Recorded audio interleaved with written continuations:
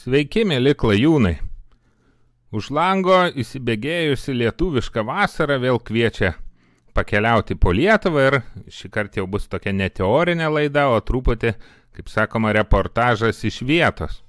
Ir šiandien papasakosime jums tokią, praktiškai neįtikėtiną istoriją apie Lietuvos sostinių istoriją. Ir savo pasakojimą pradėsime atrodyti nuo elementariausių dalykų, dar mokykloje iki kraujo girdėtų. Paklausykime ištrauką iš tokios Bychovco kronikos, dar kitaip vadinamo Lietuvos metraščio, parašyto dar 16 amžiuje, ir ten yra pateikta tokia legenda. Vieną kartą didysis kunigaikštis Gediminas išjojo iš savo sostinės Kernavės medžioti ir už Neries rado girioje gražų kalną, apsuptą žolynų ir lygumų, ir ta vieta jam labai patiko ir jis apsigyveno tenai ir įkūrė miestą, kur iš Kernavės perkėlė savo sostinę. Kažkur girdėta, tiesa? Bet ne, tai ne apie Vilnių. Atrodytų, kas čia per keistenybės. Tokios pat legendos net apie kelių miestų įkūrimą ir to paties Gedimino, o gal jis turėjo tiesiog hobį, kažkart, kai išvykdavo medžioti, kurdavo naują miestą, kurį perkeldavo savo sostinę. Ir jei ši istorija jums jau atrodo keista, tai prisisekite saugos diržos, nes realybė dar bus 10 kartų įspūdingesnė. Aš beveik įsitikinęs, kad po šios istorijos jūs mažiausiai į istorijos vadovėlius pradėsite žiūrėti kur kas atsargiau. Keliauninkus vykstančius iš Vilniaus į Kauną Vievio mieste pasitikdavo seniau toks restoranas, labai gražiu pavadinimu 4 sostinės. Na ir tūlas keliautojas, neturėdamas ką veikti, kartais susimastydavo, apie kokias čia 4 sostinės gali eiti kalba, kad būtų jos dar netoliese. Na ir tikriausiai kiekvienas paminėdavo Vilnių, Kernavę ir va čia jau prasideda įdomus dalykai. Laikinąją sostinę Kauną ir dažnam dar šaudavo mintis į galvą paminėti Trakus. Tačiau visas smagumas slypi tame, kad Trakai niekada nebuvo Lietuvos didžiosios kunigaikštystės nei Lietuvos Respublikos sostinė. Maža to, Trakų ta gražioji salos pilis, į kurią visi taip mėgstame nuvažiuoti, ji net niekada nėra mačiusi kryžiuočio, nei kardo, nei ieties smaigalio. Didysis kunigaikštis Vytautas salos pilį pastato tik tai 1409 metais, tai yra 1 metai prie Žalgirio mūšį. Ir kam statė? Su tuo tikslu, gi nieks nežinojo, kaip karas baigsis. Jeigu Žalgirio mūšis būtų pralaimėtas, Lietuva atsidurtų labai nepavydėtinai padėty. Ir ruošiantis ginti sostinę, jos prieigose buvo įrengta tokia pilis, kuri po metų jau net neteko savo karinės reikšmės ir kurį laiką tarnavo kaip valdovų vasaros rezidencija, kol galiausiai išvis buvo užmiršta ir po truputį sugriuvo, kad net Maironiui ašarėlę išspaudė. Paklausite, kaipgi taip gali būti? Net ir lietuviškoji Wikipedija straipsnėje Gediminas rašo, kad Gediminas kaip dar Vytenio laikais kaip Lietuvos didžiosios kunigaikštystės submonarchas valdė Trakų kunigaikštystę ir nuo 13 amžiaus pabaigos jis greičiausiai, toks žodis ir parašyta, greičiausiai rezidavo jo paties iniciatyvą sumūrytoje Trakų pilyje. Tai kas čia per painiava, kokius čia Trakus gali minėti. Ir paslapties raktas glūdi tame, kad Lietuvoje buvo 2 Trakai. Buvo Gedimino įkurti Trakai ir vėliau Kęstučio įkurti Trakai. Taip, jie yra šalia, bet tai yra atskirų laikotarpių pilis ir kronikose ir tiek vieni, tiek kiti buvo vadinami Trakai. Iš čia tiek daug ir painiavos. Vėliau naujus Trakus vadino naujaisiais Trakais, na, o galiausiai nusistovėjo, kad naujieji Trakai liko Trakai, o ankstesnieji Trakai iki šiol vadinami seniaisiais Trakais. Na, dabar, sakysite, tai jau viskas aišku. Reiškia, 1316 metais Gediminas įkūrė senuosius Trakus, perkelia ten sostinę, vėliau įkūrė Vilnių, perkelia ten sostinę, Kęstutis vėliau Naujuose Trakuose stato Pusiasalio pilį, o Vytautas dar vėliau Salos pilį. Na, kaip ir ratas užsidaro. Tačiau neskubėkime, įdomybės tik prasideda. Pabandykime giliau pažiūrėti įkūrimo datą. Paprastai dauguma senųjų Lietuvos miestų įkūrimo datos laikomos tada, kai pirmą kartą paminėtas to miesto vardas. O dažniausiai kur buvo minima? Taip, Kryžiuočių, Kalavijuočių ar Livonijos kronikose arba Rusėnų kažkokiuose metraščiuose. O Vilnių, paminėjo pats Gediminas savo laiškuose ir jau laikome, kad tada įkurtas Vilnius. Tai matyt, jeigu seniai Trakai buvo sostinė prieš Vilnių, tai jie turėjo būti labai senai paminėti. Na ir Griuk negyvas, bet pirmą kartą seniai Trakai paminimi Vygando Marburgiečio kronikoje tik 1337 metais. Tai yra vėliau nei Vilnius. Ir maždaug 20 metų nuo spėjamo jų įkūrimo. Tai kaip čia gaunasi? Lietuva buvo didžiausias riterių iš Vokietijos priešas ir jie nepastebėjo net įkurtos naujos sostinės 20 metų. Tik vėliau aprašė prieš tai buvusius kažkada seniai įvykius. Taip pat daug klausimų kelia ir to oficialioji, kurią laikome dabar senųjų Trakų įkūrimo data. Tai yra 1316 metai. Iš tikro tai ir yra Gedimino atėjimo į valdžią metai. Tai kas nutiko, kad jisai nedrįso apsigyventi tuometinėje reziduoti sostinėje Kernavėje, o praktiškai iš karto iš ten pabėgo? Ar jam kažkas nepatiko, o gal jautė kažkokį pavojų? Galbūt pasižiūrėkime į Vytenio, jo brolio ar pusbrolio mirties aplinkybės. Gal čia rasime kokį atsakymą. Ir kaip nekeista, Vytenio mirties aplinkybių mes nežinome. Tiesą sakant, net nežinome, kadagi jis ir pasimirė. Jis tiesiog išnyko iš istorijos. Kaip prieš tai išnyko Traidenis, o vėliau ir pats Gediminas, lygiai taip pat paslaptingai išnyks.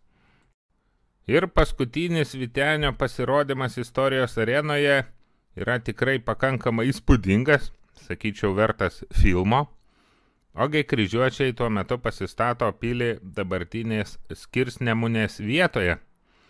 Tai yra jau pakankamai giliai Lietuvos teritorijoje, čia yra jau už Jurbarko link Veliuonos.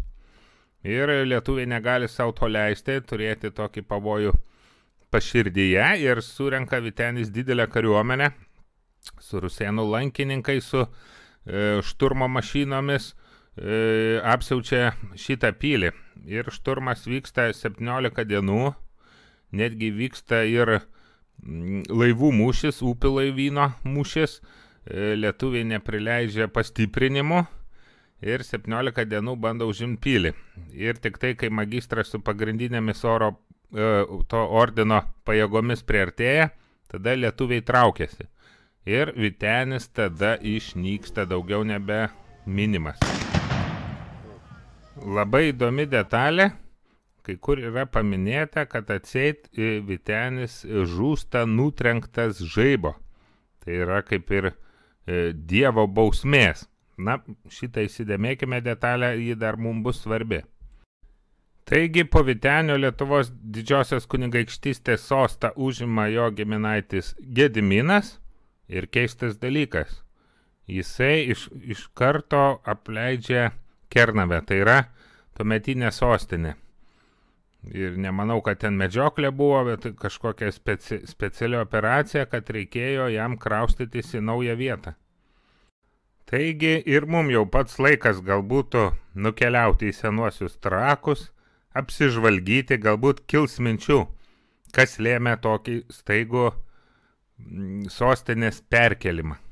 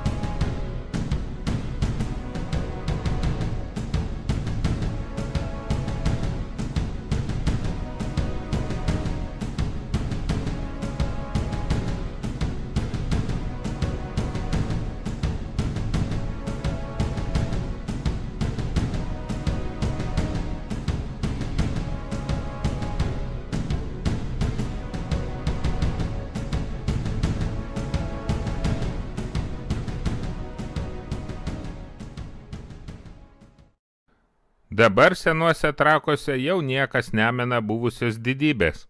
Pats kaimas, tai kaimas netgi ne miestas. Jau nekalbant, kad kažkada buvusi sostinė. Dabar kaime gyvena tik truputį daugiau nei 1000 gyventojų ir savo laiku matyti jo gyvybę išlaikė tik tai, kad nutiesta buvo geležinkelis 19 amžiaus viduryje. Ir iš karto, kas krenta į akis, labai keistas dalykas, senuose Trakuose nėra piliakalnių. Perkėlė į sostinę, į vietą, kuri net netinkama gynybai. Net ir dabar istorikai naudoja terminą piliavietė. Piliavietė. Tai yra, pilis stovėjo, bet ji net ne ant kalno. Labai keista. Maža to, pats pavadinimas Trakai suponuoja, kad tai buvo, kaip dabar pasakytume, plyno lauko investicija. Nes Trakai tai reiškia išdegintas arba iškirstas šviežiai miško plotas. Tai reiškia toks keistas dalykas, kad sostinė tiesiog nuo nulio statė. Tikrai labai keistas faktas, nes netgi dabartinės Lietuvos teritorijoje yra išlikę virš 1000 piliakalnių. Tai kunigaikštis nerado ne vienos kitos saugios vietos, o vykstant tokiam baisiam karui, sutelkti tiek žmogiškųjų finansinių ekonominių išteklių, statyti pilį, o kartu ką reiškia pilis, tai reiškia dvariškiai, reiškia tarnai, reiškia kariuomenė, reiškia amatininkai, reiškia kažkas maitina, aplink kaimai nauji turi būti į plyną vietą. Galbūt senųjų Trakų vieta kažkuo ypatinga, kad apsimokėjo tokias jėgas sutelkti. Galbūt ten kažkoks svarbus vandens kelias eina ar ką, tačiau iš tikro nieko. O kaip su Medininkų pilimi buvo keista vieta, tai ir čia labai keista vieta, nors senieji Trakai tai tikriausiai pirmoji mūrinė pilis Lietuvoje. O kaip iš ten valdyti, kaip organizuoti karo žygius, jei net nėra susisiekimo.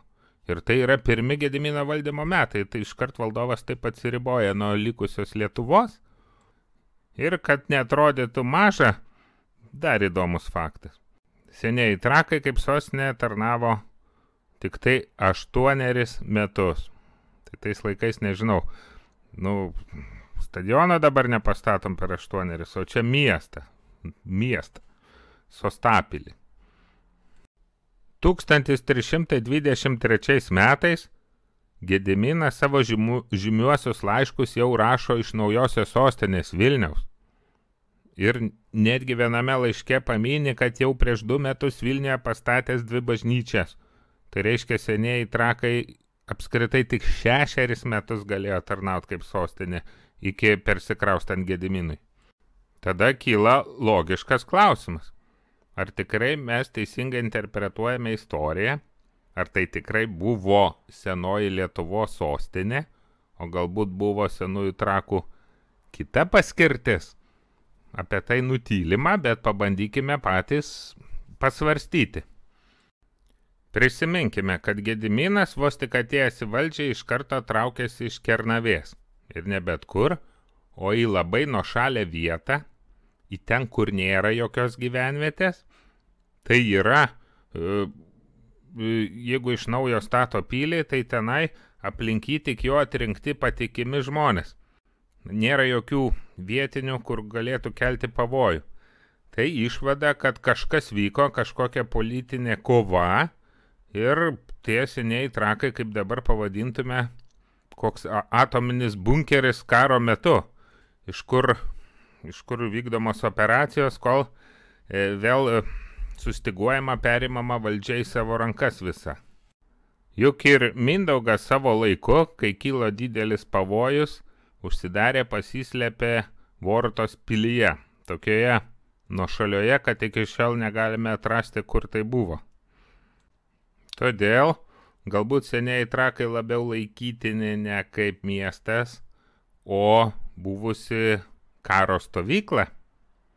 Kita svarbi mintis kyla stebint apskritai kryžiuočių ir lietuvių kovų taktiką, kai būdavo vykdoma ekspansija.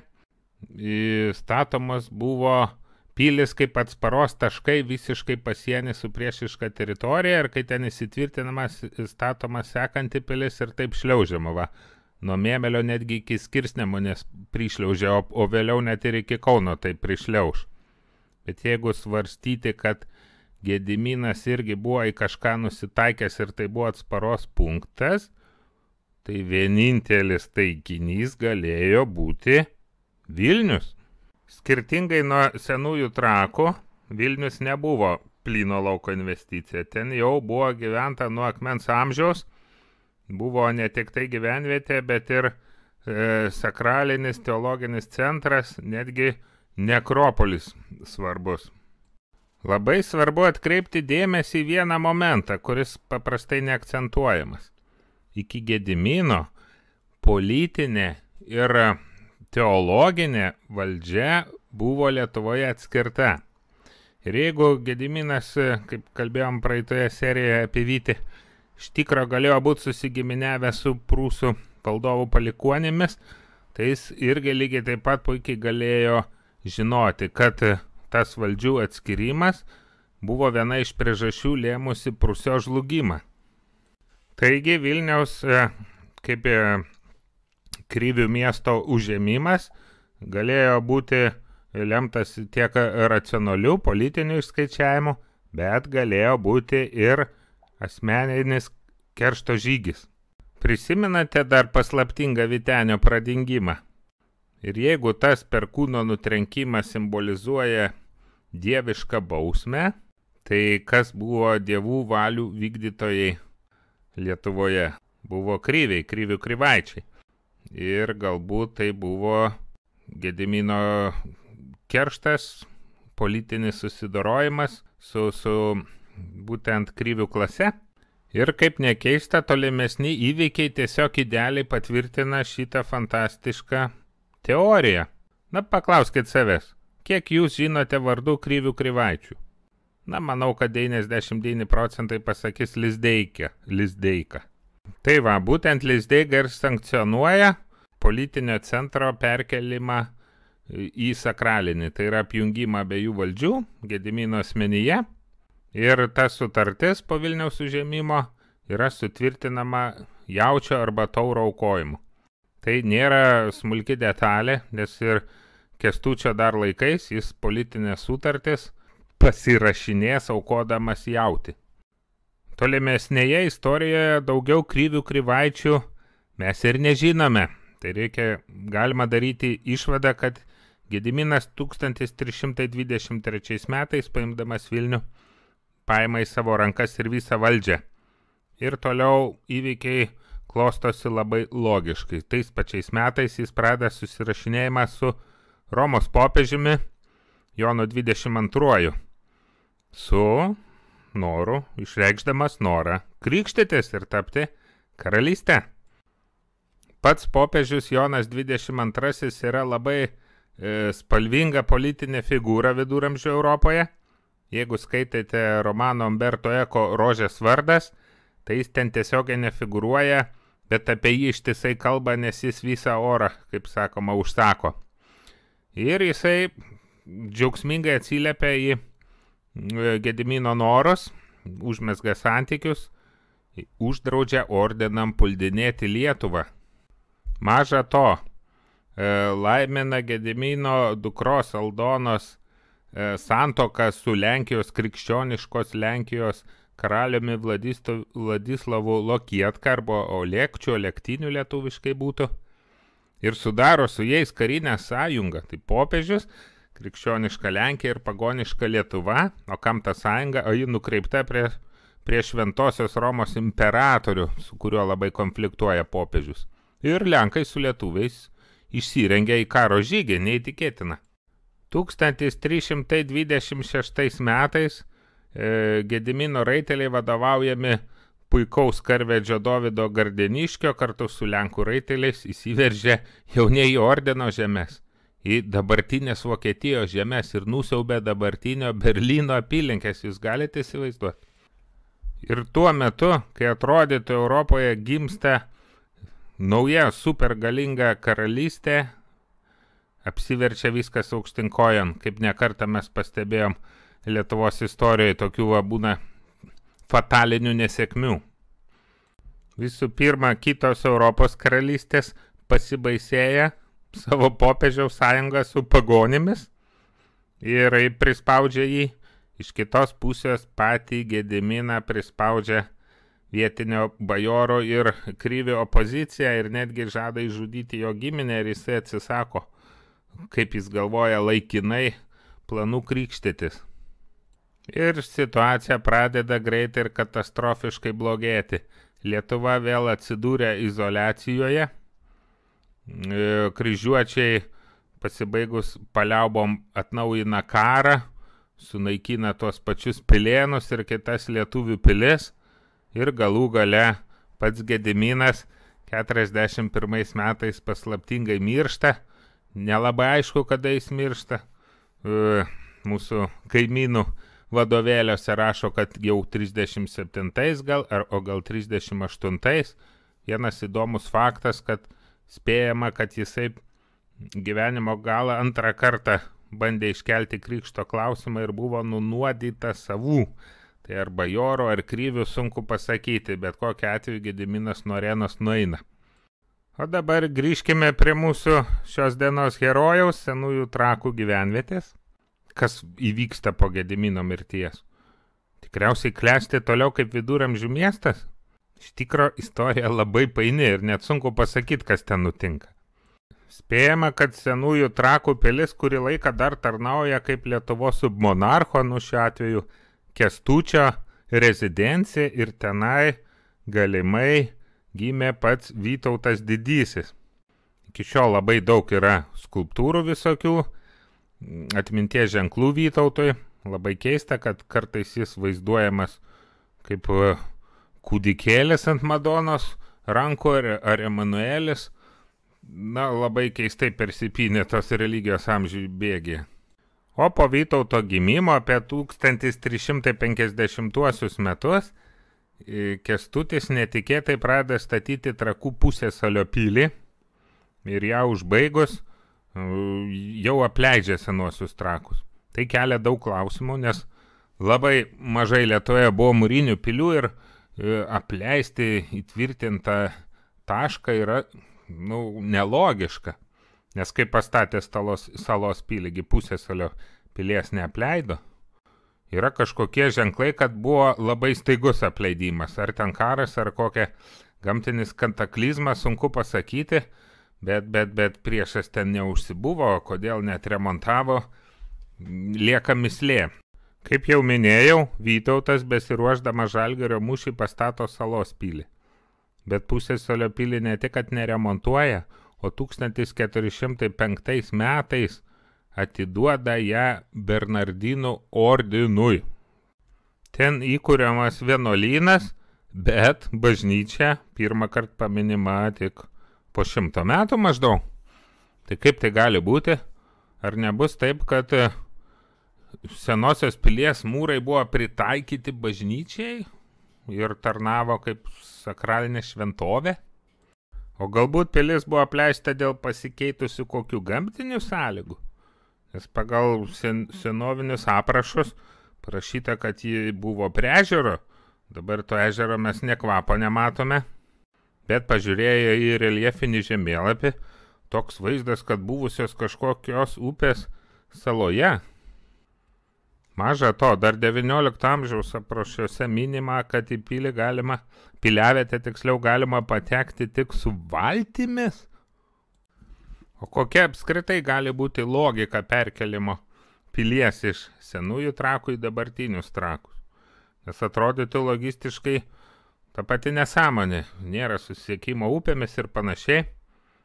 Bet, kaip nekeista, atsivertus senovinius žemėlapius beveik visada matyti, kad Trakai turėjo susisiekimą kažkokį vandeniu su Nerimi. Kur dabar ta upė ar kanalas išnyko?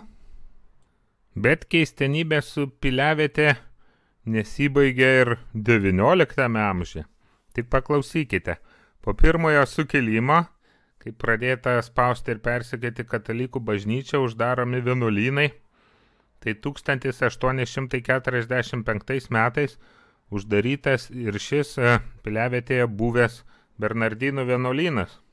Tačiau o stebuklė, dar amžiaus pabaigoje 1899 metais ten leidžiama ir statoma nauja katalikų bažnyčia, nors vienuolyno jau nebėra veikiančių. Tai kaip čia istorijai kalbama, kad persekiojo, uždarinėjo, o dar prie caro iki pirmosios revoliucijos, iki gniaužto atleidimo statoma nauja bažnyčia ir ne bet kur, o Vytauto gimimo vietoje, kur atrodytų carai norėtų ištrinti iki pašaknų, išrauti visą atsiminimą apie mūsų garbingą istoriją ir apie didžiausią savo priešą. Stebuklingai išlikusios netgi kelios nuotraukos tos bažnyčios statybų.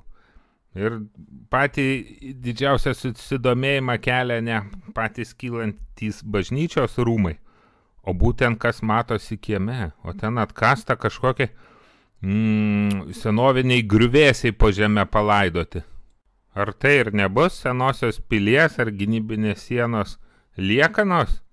Pabandykime pasikelti dabartinių archeologų straipsnius.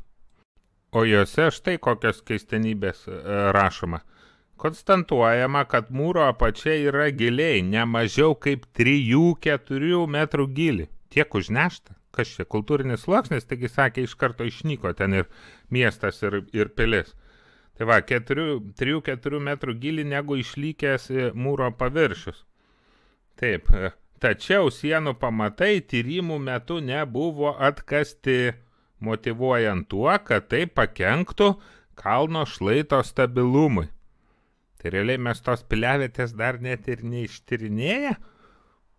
Ankstyvosios Lietuvos sostinės, kaip Troja kokia čia mums turėtų būti. Gal ateičiai kažko laukiama? Na, atsakymų nėra. Kągi, aplankėme jau antrą senovinę Lietuvos pilies vietą po Medininkų ir lygiai kaip tenai išvykstame su dar daugiau klausimų. Kas čia buvo? Sostinė, kokiu tikslu buvo pastatyta? Kodėl taip trumpai tarnavo? Kodėl apskritai labai greit buvo apleista? Kodėl dabar netyrinėjama? Kas ten gali slėptis? Ateitis parodys, tikėkimės. Na, o mes tuo metu ruošimės naujoms kelionėms ir pradžiuginsime jūs naujais pasakojimais. Nepamirškite padėti patiktukus, prenumeruoti ir iki naujų susitikimų.